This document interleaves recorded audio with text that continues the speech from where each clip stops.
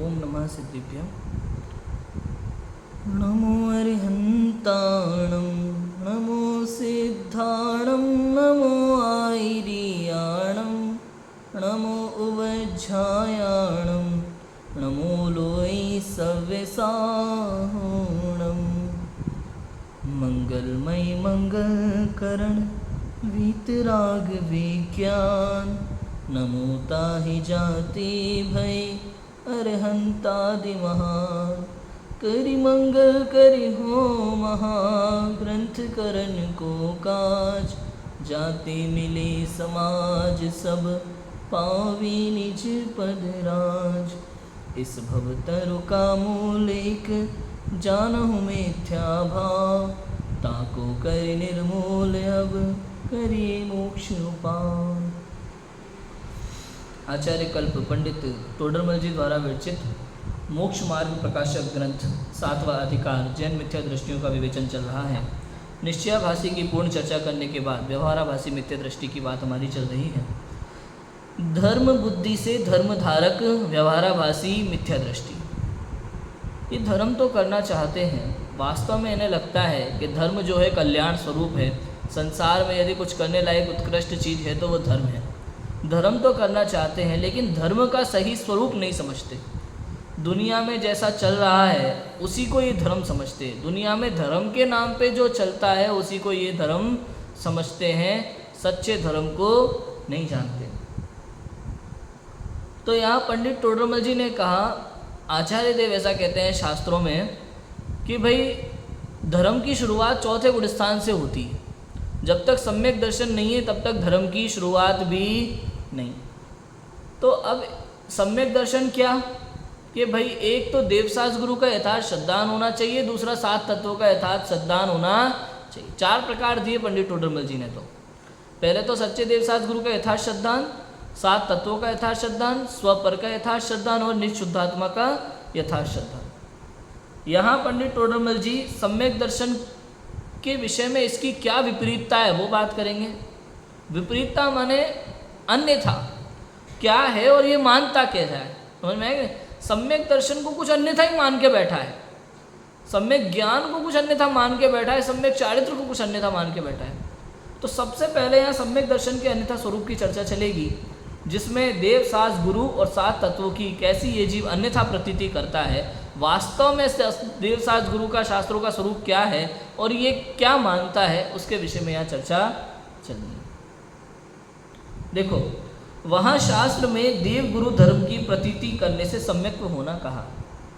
ऐसी आज्ञा मानकर अरिहंत देव निर्ग्रंथ गुरु जैन शास्त्र के अतिरिक्त औरों को नमस्कार करने का त्याग किया है। समझ में आया कि नहीं आया। अरिहंत देव को, शास्त्र को, वीतरागता की पोषक जिनवाणी जो है और निर्ग्रंथ गुरु, उनके अतिरिक्त औरों को नमस्कार करने का त्याग किया है, परंतु उनके गुण अवगुण की परीक्षा नहीं करते। और यदि परीक्षा भी करते हैं तो तत्व ज्ञान पूर्वक सच्ची परीक्षा नहीं करते, बाह्य लक्षणों द्वारा परीक्षा करते हैं। ऐसी प्रतीति से सच्चे देवसास गुरु की भक्ति में प्रवृत्त। मतलब ये राजू भाई, अभी तक जो दुनिया में अन्य देवसास गुरु को मानता था, कहीं भी चला जाता था, पूजा पाठ कहीं भी लगता था, कहीं भी नारियल फोड़ देता था, अब ऐसा नहीं करता। शास्त्र पढ़ने लगा है और उसे लगने लगा है नहीं सच्चे देवसास, जैन धर्म ही अच्छा है, अहिंसक धर्म है, वीतरागता वाला धर्म है, ये सब अच्छा है। यहाँ आ गया अभी अन्य देवसास गुरु को बिल्कुल नहीं मानता, लेकिन अरिहंत देव का स्वरूप भी नहीं जानता, शास्त्रों के अर्थ को नहीं समझता, अपेक्षा को नहीं समझता। जो शास्त्रों में व्यवहार अपेक्षा से कथन है उन्हीं को सर्वथा मान के बैठ जाता है, सर्वथा मान लेता है। अब वो कैसा मानता है सर्वथा, कैसा वो देवसास गुरु के प्रति अन्यथा श्रद्धा करता है, उसकी चर्चा अपन करते। देखो देव भक्ति का अन्यथा स्वरूप पढ़ते हैं, कैसे वो देव भक्ति की अन्यथा रूप से देव भक्ति करता है, देव भक्ति क्या है और वो किस तरह से करता है, उसकी चर्चा यहाँ है। देखो वहाँ अरिहंत देव हैं, इंद्रादि द्वारा पूज्य हैं, अनेक अतिशय सहित हैं, क्षुधादि दोष रहित हैं, शरीर की सुंदरता को धारण करते हैं, स्त्री संगम आदि रहित हैं, दिव्य ध्वनि द्वारा उपदेश देते हैं, केवल ज्ञान द्वारा लोकालोक को जानते हैं, काम क्रोध आदि नष्ट किए हैं, इत्यादि विशेषण उन्होंने अरिहंत के कहे हैं शास्त्रों में। वहाँ इनमें से कितने ही विशेषण पुद्गलाश्रित हैं और कितने ही जीवाश्रित हैं, उनको भिन्न भिन्न नहीं पहचानता। जिस प्रकार कोई असमान जाति मनुष्य आदि पर्यायों में जीव पुद्गल के विशेषणों को भिन्न न जानकर मिथ्या दृष्टि धारण करता है, उसी प्रकार यह भी असमान जाति अनंत पर्याय में जीव पुद्गल के विशेषणों को भिन्न न जानकर मिथ्या दृष्टि धारण करता है। मतलब आप समझो राजू भाई, शास्त्रों में व्यवहार से बहुत कुछ लिखा है। अरिहंतों का स्वरूप क्या मिलता है भाई, आपसे पूछो अरिहंत भगवान क्या है तो क्या क्या लिखा। अरिहंत भगवान जो है ना हमारे, तुम क्या कहते हो देव, वो देवताओं के भी देवे देवों द्वारा पूजित हैं। इंद्र भी उनके चरणों में सिर झुकाता है, ऐसे हमारे भगवान है। इंद्र झुकाता है इसलिए पूछे हैं आपके भगवान। पूज्यत्व का कारण क्या है, संबंधबद्ध राजा है ना, देवागम नमो नभो याना चामरादि विभूतया, ये आपके पूज्यता का लक्षण नहीं है कि आकाश से देव आते हैं आपकी पूजा करने के लिए, चवर ढुलाते हैं, ये कोई आपके पूज्यता का लक्षण नहीं है। समझ में है कि नहीं आया? पूज्यता तो वितरागता से होती है, अंदर के गुणों से होती है, और अनेक अतिशयों से सहित है। आप देखो 10 गर्भ में आने के पहले ही 6 माह पहले ही रत्न वर्षा शुरू हो जाती है। जन्म से 15 महीने पहले रत्न वर्षा शुरू। माता को और बच्चे को दोनों को कोख में तकलीफ नहीं होती, दर्द नहीं होता। समझ में है? कितने अतिशय हैं।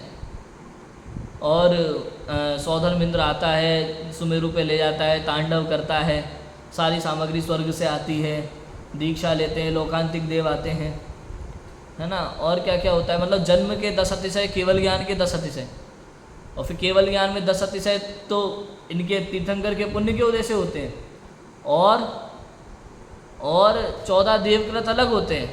चारों तरफ सुहावनी हवा चलना, है ना, और कोसों दूर तक युद्ध लड़ाई झगड़े ना होना, ये बहुत सारी चीज़ें ऐसी हैं।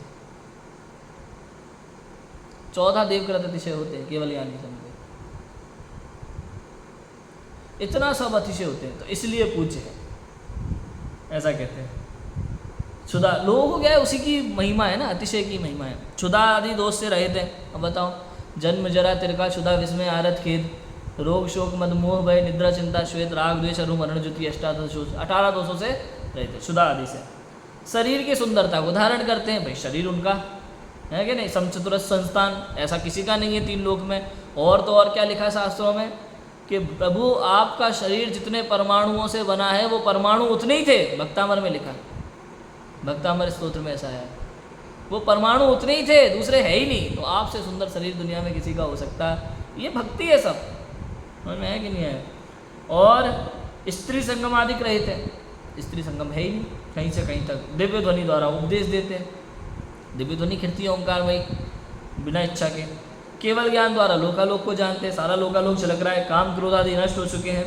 अनेक विशेषणों से पूजा करते हैं, लेकिन सच्चा स्वरूप नहीं जानते। भाई ये बाह्य स्वरूप है, अब इसमें से कितने जीवाश्रित है और कितने पुद्गल आश्रित है, इसका विवेक विचार नहीं है। समझ में है कि नहीं आया? अब सोचो, ये सारी जड़ क्रिया हैं, अब सोचो सब जड़ की क्रियाएं हैं। केवल ज्ञान से लोकालोक को जानते हैं, पर्याय है केवल ज्ञान। शुद्धात्मा का वर्णन कहाँ है? अरिहंत देव कहाँ है? यहाँ भक्ति कहाँ हुई? अनंत चतुष्टय की बात ही नहीं है। सोचो, हाँ अरिहंत कब होते हैं बताओ? अरिहंत का वर्णन क्या? नहीं भैया, जब उनको है ना समोसरण बनता है और देवों के अतिशय होते हैं, ये सब अरिहंत। अरे नहीं भैया, सबसे पहले अंदर में स्वानुभव के द्वारा। आप देखो अरिहंत का स्वरूप पंडित टोडरमल जी ने स्टार्टिंग में क्या लाइन लिखी, मंगलाचरण के बाद लाइन से पढ़ते हैं। देखो ये प्रथम अरिहंतों का स्वरूप विचार करते हैं, जो सबसे पहले गृहस्थपना त्याग कर मुनि धर्म अंगीकार करके निज स्वभाव साधन द्वारा, क्या करके, जिन्होंने निज स्वभाव साधन द्वारा क्या हुआ, सबसे पहले मोहनीय कर्म का क्षय हुआ, 12वें गुणस्थान में पूर्ण वितरागता प्रकट हुई, फिर जाकर के वो ज्ञानावर्ण दर्शनावर्ण अंतराय का क्षय हुआ, 13वें गुणस्थान में केवल ज्ञान प्रकट हुआ, अनंत दर्शन, अनंत ज्ञान, अनंत सुख, अनंत वीर्य, अनंत चतुष्टय रूप जो विराजमान हुए वो अरिहंत हैं। कौन अरिहंत हैं? कि समोसरण में विराजमान हुए वो अरिहंत हैं, अनंत चतुष्टय रूप विराजमान हुए वो अरिहंत हैं। वो स्वरूप नहीं पता, गुणों की चर्चा ही नहीं है, वीतरागता की चर्चा नहीं है, उनके सच्चे स्वरूप की चर्चा नहीं है, बाह्य बातें। अभी तो ये तो फिर भी बहुत लिखा है विशेषण, अभी तो इसमें वो नहीं आया जो आजकल की भक्ति में होता है, जय बाबा जय बाबा जय बाबा, तुम्हारी कृपा से ये हो गया और तुम्हारी कृपा से ये हो गया, इस गांव में ये खिल गया, बहुत कुछ है। कुछ भी लगाते हैं। समझ में आया कि नहीं आया? सब मिथ्या भक्ति है, अन्यथा स्वरूप है। उपचरित असद्भुत व्यवहार नए के कथनों को सर्वथा मान करके ये देव भक्ति का अन्यथा स्वरूप करता है। भिन्न भिन्न, अब देखो कितने ही विशेषण पुद्गल आश्रित है, कितने ही जीवाश्रित है, बताओ। इंद्रादि द्वारा पूज्य है, अनेक अतिशय सहित है, क्षुधादि दोष। अभी क्षुधादि दोष किस में होते हैं? आत्मा में होते हैं कि शरीर में होते हैं? बताओ। शरीर पुद्गल है कि जीव है? आत्मा तो सदा क्षुधादि से रहित है भैया, तो उसकी बात ही नहीं है। ये क्षुधा काय में होती है? शरीर में होती है कि आत्मा में होती है? आप बताओ। पूरी जड़ की क्रिया है। 3 क्रिया होती है ना, एक तो जड़ की क्रिया, एक स्वभाव की क्रिया और एक विभाव की क्रिया। अंदर में जो ज्ञान शक्ति ना, वो स्वभाव की क्रिया है। समझ में? अंदर में जो ज्ञान की क्रिया होती है, स्वभाव की क्रिया वो, और जो रागादि रूप परिणमित होता है आत्मा में परद्रव्य के निमित्त से, वो विभाव की क्रिया है। वो भी आत्मा में हो रही है। आत्मा में वैभाविक नाम की शक्ति होने के कारण से वो वैभाविक क्रिया होती है। और तीसरी जड़ क्रिया, जिससे आत्मा का कोई संबंध नहीं है दूर दूर तक, ये क्षुधा आदि वही क्रिया है। समझ में आएगा? पूरे शरीर की क्रिया जड़ की क्रिया है, खाना पीना का। अब ये आत्मा में इसका क्या है बताओ? क्षुधा आदि से रहित हैं, ये कोई स्वरूप थोड़ी हुआ। हाँ, वीतराग सर्वज्ञता, ये है स्वरूप। राग द्वेष अरुम अनर्जित, ये स्वरूप है। अभी तो पहले तो अब देखो, चलो ये बात ठीक है, ये भी जान लिया, उसके बाद भी अब किसी से पूछोगे ना कि भाई भगवान किसे कहते हैं, इतनी सारी बात से थोड़ा ऊपर उठ करके कोई बोले भाई जो वीतराग सर्वज्ञ है वो भगवान है। अच्छा, पढ़ा है भाई, समझा है, सुना होगा। ये वीतरागता क्या होती है ये तो नहीं पता भाई, तो क्या पता है? तो उसने जाना कि नहीं जाना अरिहंत को? सर्वज्ञता सबको जानता है वो। अच्छा, ये जो वीतरागता होती है, अब ये एक व्यक्ति, दूसरे ने बताया नहीं मोह राग द्वेष से रहित होते हैं ना वो वीतराग। ये मोह राग द्वेष क्या है भाई? अलग अलग व्यक्ति अलग अलग लेवल तक है। कोई कहाँ तक जानता है, कोई कहाँ तक सच्चा स्वरूप नहीं समझता। पूरा जानना पड़ेगा। मोह राग द्वेष क्या है, दुख का कारण क्या है, आकुलता क्या है, निराकुलता क्या है। देव का स्वरूप जानने के लिए आपको ये सारी बातें समझनी पड़ेगी, तब तक आप नहीं समझ सकते। मिथ्या दृष्टि है तब तक, मिथ्यापना है, पूजा भक्ति मिथ्या है उसकी, अन्यथा है। देखो क्या लिखा, जिस प्रकार कोई असमान जातीय मनुष्य आदि पर्यायों में जीव पुद्गल के विशेषणों को भिन्न न जानकर मिथ्या दृष्टि धारण करता है, उसी प्रकार यह भी असमान जातीय अरिहंत पर्याय में जीव पुद्गल के विशेषणों को भिन्न न जानकर मिथ्या दृष्टि। ये असमान जाति क्या होता है? नहीं है समान जाति। 6 द्रव्य होते हैं ना, 6 द्रव्य, तो अपन इनकी जाति, जीव की जाति, ज्ञान दर्शन वाले सब जीव जाति हो गई, जो रूपी है वो सब पुद्गल जाति होगी। अभी आप देखो पर्याय में लोग देखते हैं शरीर, त्रियंश। अब आप देखो जाति और जीव, जीव जो है वो जीव द्रव्य अलग जाति है, और ये मनुष्य शरीर ये पुद्गल है। समझ में आया कि नहीं आया? तो असमान जाति है दोनों की, ये इसको एक मानता है। ये पशु है, ये गाय है।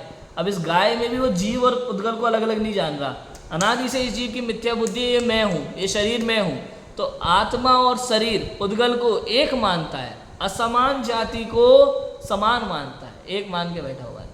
ऐसे ही वहाँ अरिहंत देव में भी मिथ्या बुद्धि धारण करता है। जीव के गुण क्या है और ये बाहर की पुद्गल आश्रित क्या है उसकी पहचान नहीं करता।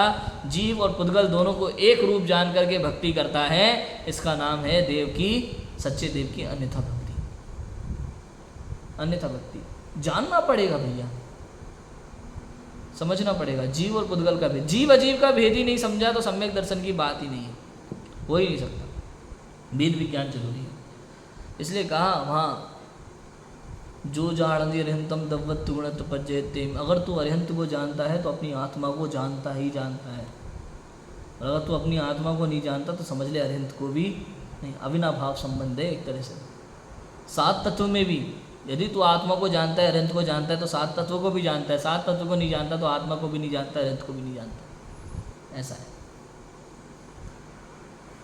तथा जो बाह्य विशेषण है उन्हें तो जानकर उनके द्वारा अरिहंत देव को महंतपना विशेष मानता है, और जो जीव के विशेषण है उन्हें यथावत न जानकर उनके द्वारा अरिहंत देव को महंतपना आज्ञा अनुसार जानता है अथवा अन्यथा मानता है। क्योंकि यथावत जीव के विशेषण जाने तो मिथ्या दृष्टि, मतलब बाहर के विशेषण तो जान लेता है लेकिन आत्मा संबंधी विशेषणों को नहीं जानता, और जानता भी है थोड़ा बहुत शास्त्र में पढ़ा है तो वैसा मान करके बैठ जाता है, या फिर कुछ का कुछ भी मानने लगता है। अपनी बुद्धि उसमें ज़्यादा लगाता।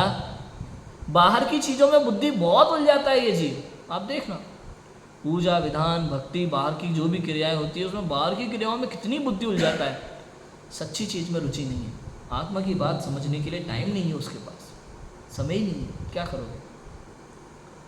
उन अरहंतों को स्वर्ग मोक्ष दाता दीन दयाल अधम उद्धारक पतित पावन मानता है, सो जैसे अन्यमति कर्तृत्व बुद्धि से ईश्वर को मानता है, उसी प्रकार यह अरहंत को मानता है। ऐसा नहीं जानता कि फल तो अपने परिणामों का लगता है, अरहंत उनको निमित्त मात्र है, इसलिए उपचार द्वारा वे विशेषण संभव होते हैं। देखो कैसा कैसा मानता है अरहंत, स्वर्ग मोक्ष का दाता मानता है, पतित पावन प्रभु पतित पावन में अपावन है, दीन दयाल है, करुणा के भंडार हमारे महावीरा, अधम उद्धारक पापी का उद्धार करने वाले हैं।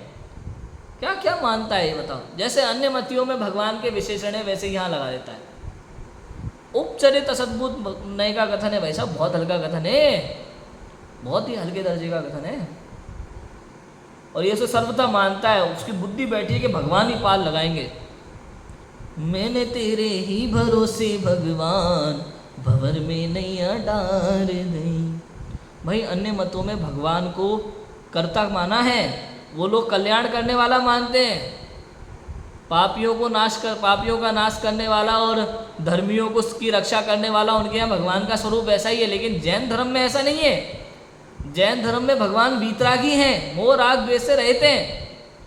वो भी हमारे जैसे ही थे, उन्होंने अपनी आत्मा का कल्याण किया, अपनी आत्म ध्यान में लीन होकर के वे सर्वज्ञ हुए, 8 कर्मों का अंत हुआ।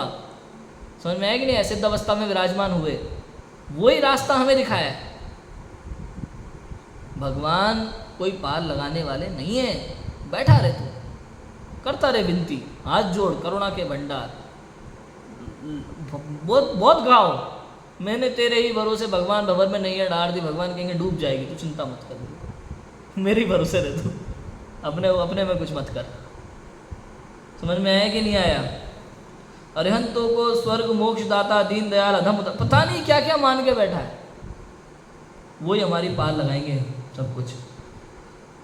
आप सोचो क्या कुछ मान के बैठा, अरहंत भगवान कहाँ से लगाएंगे, अपना तो कर नहीं पाए, अपना कर नहीं पाए मतलब समझे भाई साहब। जब उपसर्ग हुए थे वो रक्षा कर पाए, तुम क्या कहते हो, अपनी आत्मा में लीन रहे तो सिद्ध अवस्था में विराजमान हो पाए, और नहीं तो नकुल सहदेव 84 दृष्टि हटी आत्मा से और 33 सागर की जेल, सीधी सर्वात सिद्धि में अटक गए। अब समझो बात को, मतलब आत्मा की लीनता ही धर्म है। धर्म वस्तु का स्वभाव है, आत्मा का स्वभाव है जानना देखना, तो जानने देखने का काम कर, करता धरता मत बन। समझ में आया कि नहीं आया। जब ये जीव दूसरा कार्य करने लगता है ना, तभी इसकी सारी गड़बड़ शुरू हो जाती है। ये अपना काम तो है जानना देखना, आत्मा का स्वभाव जानना देखना, कहीं भी आत्मा में कर्तापना की बात नहीं है, आत्मा में वो शक्ति नहीं है कर्तृत्व वाली। समझ में आया कि नहीं है, स्वभाव ही नहीं है उसका। आत्मा का स्वभाव जानना देखना है, जानना देखना छोड़ करके कर्ता धर्ता बन जाता है, यही इसकी सबसे बड़ी मिथ्या बुद्धि है। समस्त संसार का भार अपने सर पे लेके बैठा, मैं नहीं करूँगा तो कौन करेगा भाई, रहने थे। समझ में आएगा नहीं आया। आप देखो दिगंबर मुनिराज हाथ पे हाथ रखे बैठते हैं और सिद्ध हो जाते हैं, 8 कर्मों का नाश हो जाता है बिना कुछ किए। तो पता नहीं क्या करने में लगा हुआ है, क्या होगा। कहने का अर्थ है जब तक तू करता रहेगा तब तक दुखी रहेगा, जब करना छोड़ करके जानना शुरू कर देगा सुखी हो जाएगा। उठा के देख लो जैन धर्म का इतिहास, पूरी दुनिया का इतिहास उठा करके देख लो आप। जो करते रहे वो दुखी रहे, जिन्होंने करना छोड़ दिया वो सुखी रहे। देखो बड़े बड़े पदों पे चक्रवर्ती आदि भी जब तक राज्य कार्य में लगे रहे, दुनियादारी में लगे रहे, पूरा दुखी ही रहे। और सब कुछ छोड़ करके दिगंबर मुनि बन के जंगल में बैठ गए हाथ पे हाथ धर के, और स्वयं को जाना तो समस्त संसार अपने आप जानने में आ गया और सिद्धालय में विराजमान हो गए सदा सुखी।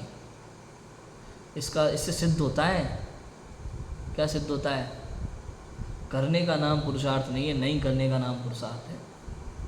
करने से कुछ नहीं होता, नहीं करने से सब हो जाता है। नहीं करने से वो हो जाता है, उसके बाद कुछ करने की जरूरत नहीं पड़ती, ऐसा है। अरिहंतों को स्वर्ग मोक्ष दाता, दीन दयाल, अधम उद्धारक, पवित्र पावन मानता है। जैसे अन्य मति कर्तृत्व बुद्धि से ईश्वर को मानता है, उसी प्रकार ये अरिहंत को मानता है। मतलब ये कथन कौन, एकदम व्यवहार का कथन है भाई। सब कहा जाता है भक्तियों में, बिल्कुल कहा जाता है, कोई दिक्कत नहीं। करुणा के भंडार महावीरा कहा जाता है। क्यों कहा, किस अपेक्षा से? उसलिए कहा वास्तव में तो उनमें दया नाम की चीज ही नहीं है। दया है ही नहीं। दया एक विकार है, विभाविक परिणामन है। समझ में है कि नहीं आया? उनमें दया नहीं होती है। दया होना मतलब रागी जीव है। अगर दया है तो दया है ही नहीं उनमें। बिना इच्छा के दिव्य ध्वनि खिलती है। लेकिन कहा जाता है व्यवहार से कि बिना इच्छा के भव्य, हमारे पुण्य के उदय से उनकी दिव्य ध्वनि खिली, उससे हमें मोक्ष का मार्ग मिला, इसलिए आप हमारे कल्याणकारी। ये सब अपेक्षा है कथन की। वो करेंगे ऐसा, भवसागर से पार हमारी तुम ही पार लगाओगे, भवसागर से नाव। कैसे? कि भैया आपकी कही हुई दिव्य ध्वनि को पढ़ करके हम अपने स्वरूप को जान करके संसार से पार उतरेंगे। इसलिए निमित्त अपेक्षा से कथन है। निमित्त अपेक्षा से कथन है भैया। सर्वथा मत मानो। सर्वथा मान लिया तो व्यवहाराभासी मिथ्या दृष्टि, एकांतवाद हो जाएगा। समझ में आया कि नहीं आया? स्वर्ग मोक्ष के दाता किस अपेक्षा से? भैया देव सास गुरु की पूजा भक्ति करने से उत्कृष्ट शुभ परिणाम होता है। शुभ परिणामों से पुण्य का बंध होता है। पुण्य के बंध से स्वर्ग मिलता है। और जो देव सास गुरु के दर्शन पूजन करने से, देव को देखने से जो अंतर्दृष्टि कर लेता है, शास्त्र में अध्यात्म की बात पढ़ करके भेद विज्ञान कर लेता है, अंतर्दृष्टि कर लेता है, सम्यक दर्शन प्रकट हो जाता है, तो मोक्ष मार्ग में लग जाता है। 48 मिनट तक आत्मा में टिक गया तो मोक्ष हो जाता है। तो इस अपेक्षा से स्वर्ग मोक्ष का दाता कहा उन्हें। और ये इसे लगता है कि हम हाथ फैला के खड़े होंगे और प्रसाद की तरह स्वर्ग और मोक्ष हमारे हाथ में धर देंगे। ऐसा नहीं है, बट नहीं रहा। समझ में है कि नहीं है? एक साधु बाबा ने कही थी, लोक में एक जोक चलता है। साधु बाबा ने कही थी, बेटा किस किस को स्वर्ग चाहिए, यहाँ के बैठ जाओ, हम आपको स्वर्ग देंगे। हमने कहा पंडित जी आप चिंता मत करो, आप ताजमहल चाहिए तो आप बताओ, मैं आपको ताजमहल देता हूँ। पंडित जी ने कहा तो ताजमहल तुम्हारे बाप का है, तो स्वर्ग तुम्हारे बाप का है। समझ में है कि नहीं है? भाई सोचो तो सही, क्या कैसे? अगर स्वर्ग तुम दे दोगे तो फिर मतलब परिणामों का कोई काम ही नहीं है। शुभ परिणाम अशुभ परिणाम का कोई खेल ही नहीं है। पाप करे जाओ, भगवान के आगे हाथ फैला के बैठ जाओ, भगवान तुमसे क्या कहते हैं, खुश होकर के आपको स्वर्ग दे देंगे। हैं? ये कहाँ का मजाक है? बहुत ही गलत है। हम थोड़ा मंत्र पढ़ेंगे, हम थोड़ा स्तोत्र पढ़ेंगे, हम थोड़ी माला फैल लेंगे, हम थोड़ा जाप कर लेंगे तो उससे भगवान प्रसन्न होकर के हमें, अरे भाई मूर्ख है तू। पाप परिणाम छोड़, शुभ स्वाध्याय में लग। स्वाध्याय से समझ में आएगा सच्चा धर्म क्या है। समझ में आया कि नहीं आया? उस कार्य में लग। अरिहंत को निमित्त अपेक्षा से उपचार द्वारा ये विशेषण संभव होता है। वास्तव में ऐसा नहीं है। उपचार से है, हमें कोई दिक्कत नहीं है।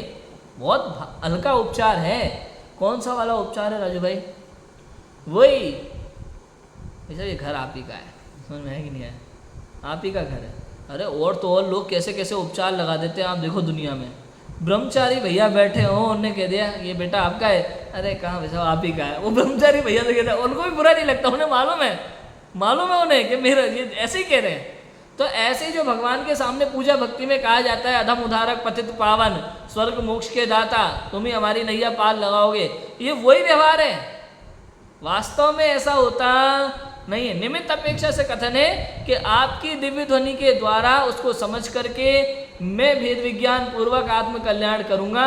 दिव्य ध्वनि चूंकि आपकी थी, वो निमित्त कारण बनी, या आपका दर्शन करके मुझे अंतर्दर्शन हुआ, भेद विज्ञान हुआ, तो आप निमित्त कारण बने। दिगंबर मुनिराज के दर्शन पूर्वक उनके उपदेश सुनकर के मुझे भेद विज्ञान हुआ, अंतर्दृष्टि हुई, तो वो निमित्त कारण बने। इस अपेक्षा से देवसास गुरु को कल्याणकारी कहा है। समझ में है कि नहीं है? अधम उद्धारक कहा है, पापियों को तारने वाला कहा है, भव सागर से तिराने वाला कहा है। लेकिन वास्तव में तुम बैठ जाओ कि नहीं हमें कुछ नहीं करना, आप ही करोगे, तो ऐसा नहीं है। समझ में है कि भगवान कुछ करते, वो तो मात्र ज्ञाता दृष्टा है, वीतरागी है। हमारे भगवान कुछ करते नहीं है। फल तो परिणामों का लगता है। पंडित टोडरमल जी बार बार कहते हैं फल तो परिणामों का लगता है। अशुभ परिणाम है तेरा तो पाप का बंध होगा, शुभ परिणाम है पुण्य का बंध होगा, और शुद्ध परिणाम है, शुद्ध उपयोग है तो निर्जरा होगी। 48 मिनट तक यदि शुद्धोपयोग में टिका रहा तो सीधा केवल ज्ञान। ये हमारा जैन शासन है। समझ में आया कि नहीं आया? और निश्चय व्यवहार दोनों की शैली को ठीक से नहीं समझा, यदि निश्चय का एकांत पकड़ के बैठ गया तो निश्चयाभासी मिथ्या दृष्टि, व्यवहार के शब्दों का एकांत पकड़ के बैठ गया, नहीं ऐसा ही है, भगवान ही पाल लगाएंगे तो कहते हैं व्यवहाराभासी एकांतवादी मिथ्या दृष्टि जीवे, ऐसा है। समझ में आया? फिर देखो, अपने परिणाम शुद्ध हुए बिना अरिहंती स्वर्ग मोक्ष के दाता नहीं कहा ना, फल तो परिणामों का रखता है। अपने परिणाम शुद्ध हुए बिना अरिहंत देव स्वर्ग मोक्ष के दाता नहीं है। तथा अरिहंत आदिक के नामादिक से श्वानादिक ने स्वर्ग प्राप्त किया। नामादिक का ही अतिशय मानते, परंतु बिना परिणत परिणाम के नाम लेने वाले को भी स्वर्ग की प्राप्ति नहीं होती, तब सुनने वाले को कैसे होगी? श्वानादिक को नाम सुनने के निमित्त से कोई मंद कसाय रूप भाव हुए हैं, उनका फल स्वर्ग हुआ है, उपचार से ही नाम की मुख्यता की है। बताओ, लोग नमोकार मंत्र सुना दिया तो स्वर्ग मिल गया, जीवंदर कुमार ने कुत्ते को सुनाया तो उनको स्वर्ग की प्राप्ति। अरे भाई ऐसा नहीं है भाई, उस जीव के मंद कषाय का परिणाम हुआ तो उसको स्वर्ग की प्राप्ति होती है, नहीं तो नहीं होती। और निमित्त कोई भी हो, निमित्त भैया 5 समवाय पूर्वक कार्य होता है, तो अकेला निमित्त को लेकर के, एकांत को लेकर के क्यों बैठा है? तूने उसकी उपादान की कोई वैल्यू ही नहीं समझी, उसके परिणाम की वैल्यू ही नहीं समझी। काम परिणाम से हुआ कि निमित्त से हुआ? हाँ, वैल्यू तो देखो आप किसकी है भाई। सोना ही नहीं हो तो कुमार कहाँ से आपको सोने की चीज बना के देगा? आप बताओ, वैल्यू कुमार की है कि सोने की है? मुझे बताओ।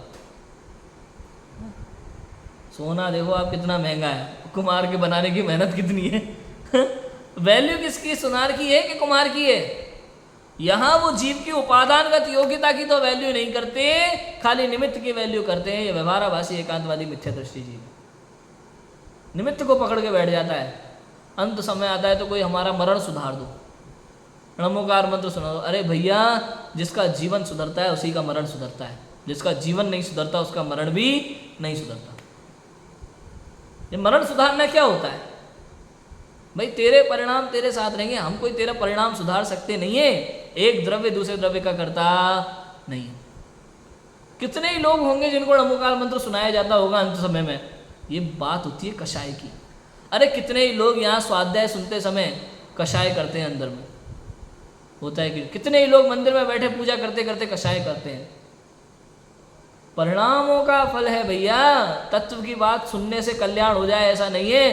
तत्व की बात सुनने पर तेरा परिणाम क्या था अंदर में, उस परिणाम के अनुसार फल लगता है। समझ में आया कि नहीं आया? ऐसा है।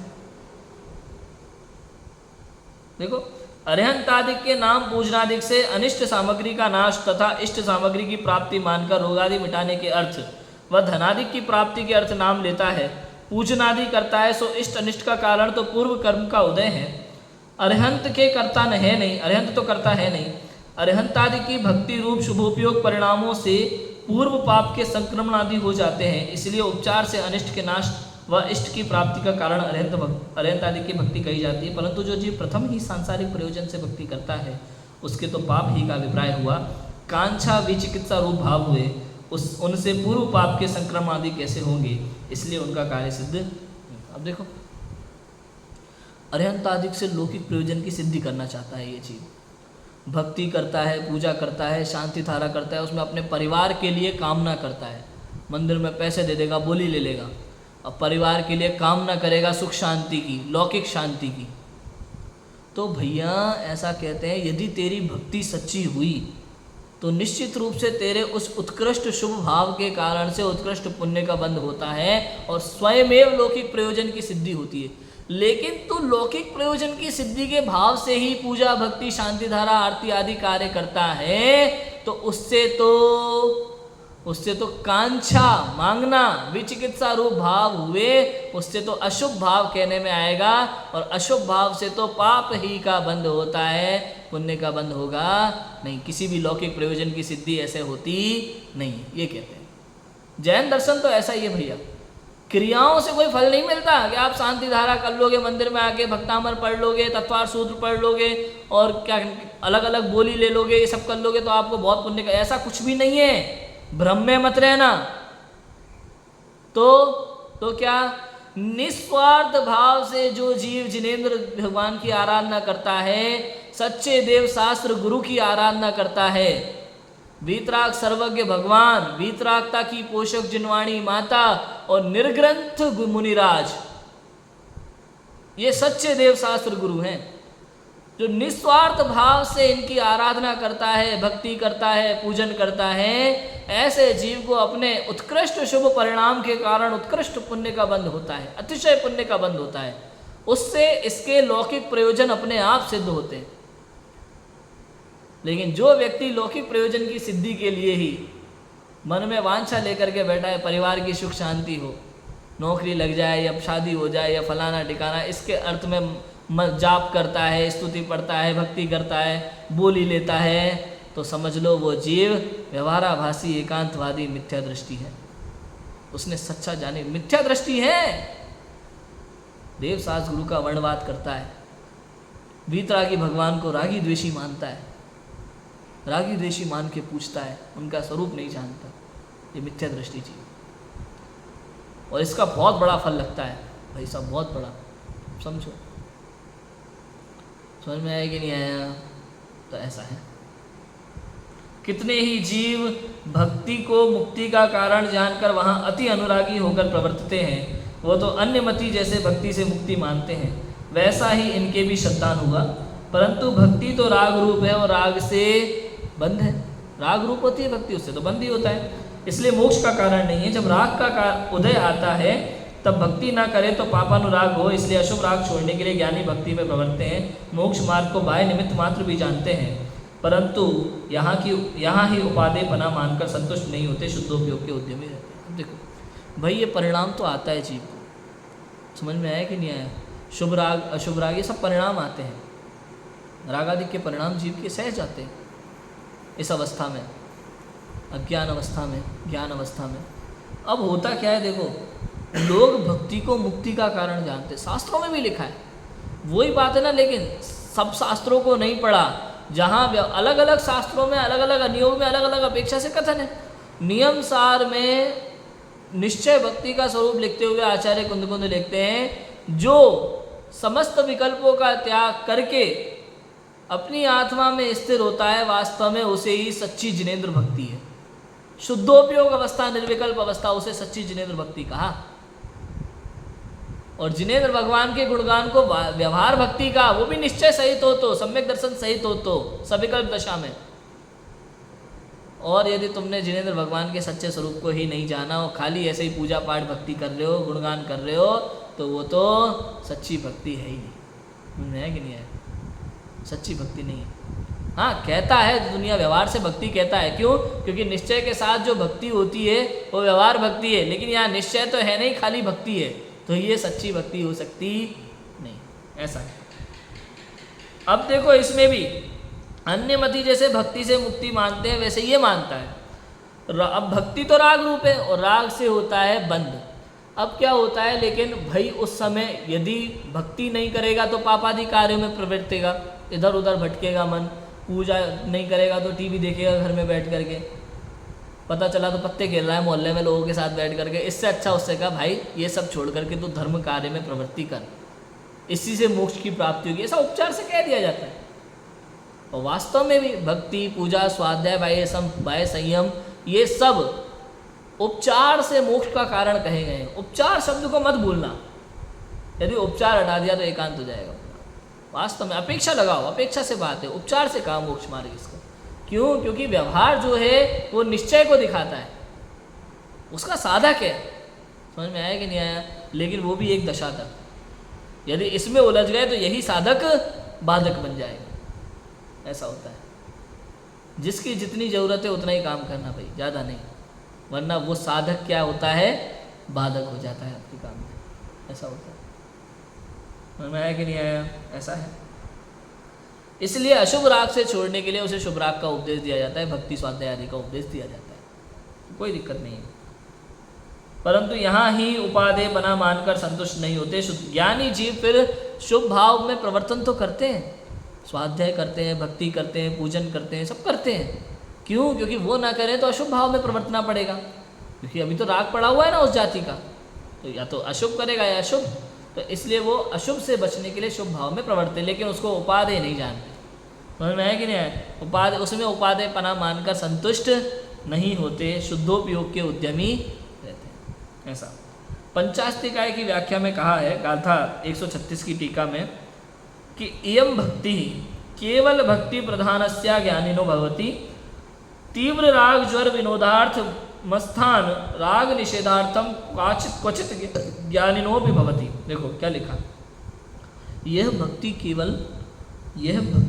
केवल भक्ति ही है प्रधान, जिनके ऐसे अज्ञानी जीवों की होती है। ये भक्ति कौन सी भक्ति? भगवान ही मोक्ष का कारण है ऐसा मान करके जो भक्ति करता है ना, वो केवल भक्ति ही है प्रधान, जिनके ऐसे अज्ञानी जीव की होती है। तथा तीव्र राग ज्वर मिटाने के अर्थ या कुस्थान के राग का निषेध करने के अर्थ कदाचित ज्ञानी के भी होती है। कदाचित ज्ञानी की होती है, लेकिन वो उसमें उपादेय बुद्धि नहीं रखती, वो उसे साक्षात मोक्ष का कारण नहीं मानते।